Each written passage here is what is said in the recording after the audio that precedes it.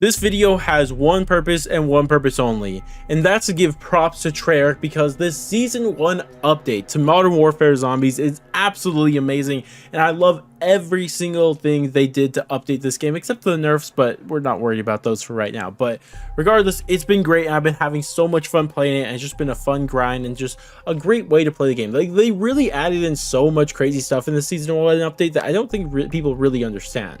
And it's interesting because I remember a time when the trailer dropped for this game and everyone was hating on it. Well, I wouldn't say everyone, because there was a little, known YouTuber out there, known by maybe Tellem, who made a reaction video and was actually pretty excited for the game mode and actually very optimistic. And it looks like Treyarch has already proven to me right, dude. This update did exactly what I wanted this game mode to do, which is crazy because even my expectations are kind of exceeded here because I like what they're doing right now. This is what I wanted the game mode to be.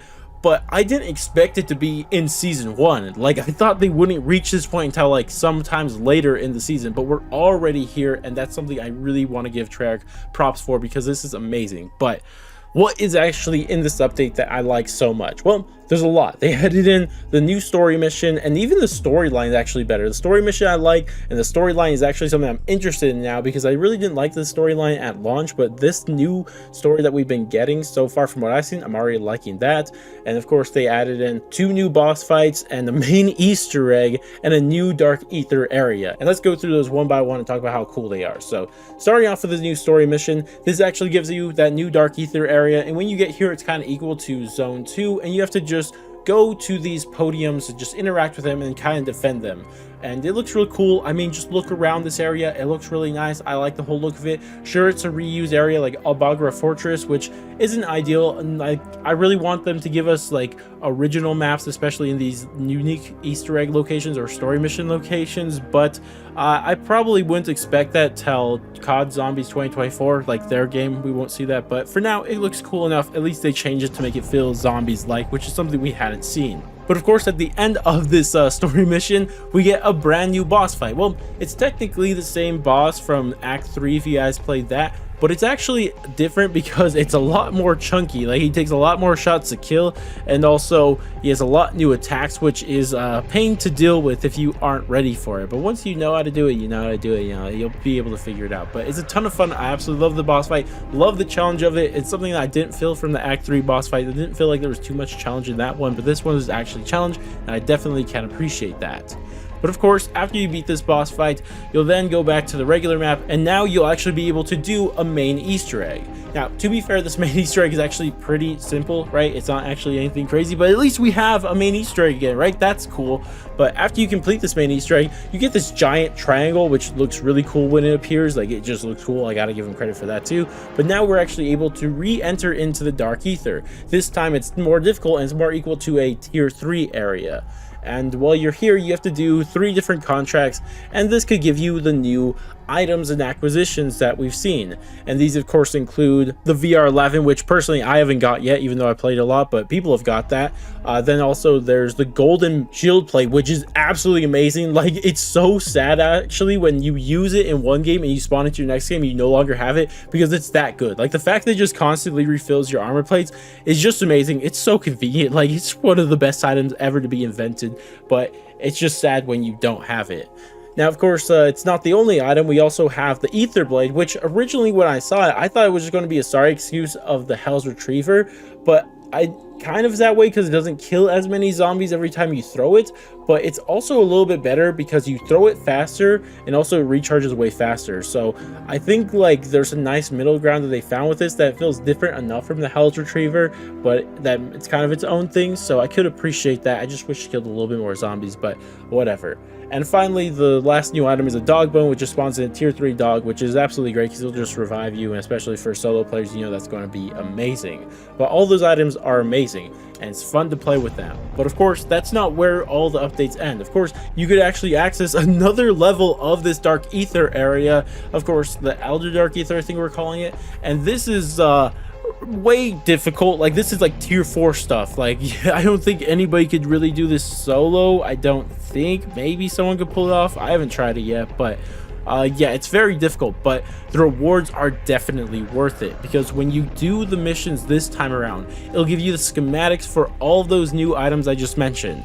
The golden plate, ether blade, and dog bone. Absolutely great, love that stuff. And it's very much worth the challenge when you go and do these different, I guess, objectives inside this tier 4 area. It's definitely a great time.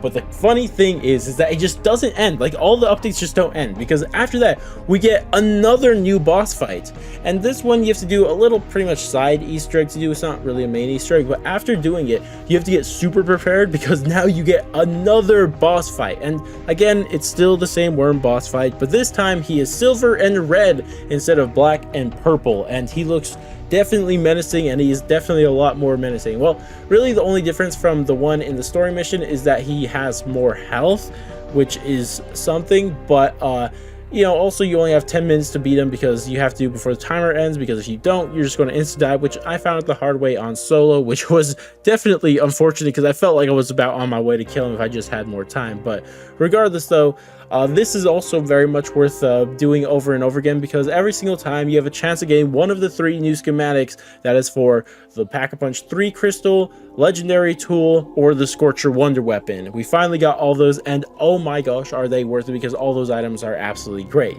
Now, one side complaint I have on the side is that I think the cooldown for that level 3 Pack-Punch crystal is insane. 3 days? Come on. Like, personally, I don't think a cooldown should be more than 24 hours, period. But 3 days is insane. But besides that, it's absolutely great and definitely worth the challenge that it provides. Now, the one last thing I want to give Treyarch prop to is the story. And this may just be my head just saying, oh, Samantha's involved, so it's cool now, and that might be what's going on here, but I really did like that cutscene that we got at the end of the story mission. I thought it was cool. It was intriguing, and something that I didn't really think we felt at the start of this, because like at the start of this game and the story was telling, like, I mean, I don't know, I wasn't that interested, but again, it could just be that thing in my head where, oh, Samantha mentioned cool now, but I don't know. Either way though, I do appreciate the story a little bit more now with this new season. But regardless, that is all the reasons why I wanted to make this video, just to give Treyarch credit for like all the good things they did with this update. Like, it's honestly insane how much content we got with this update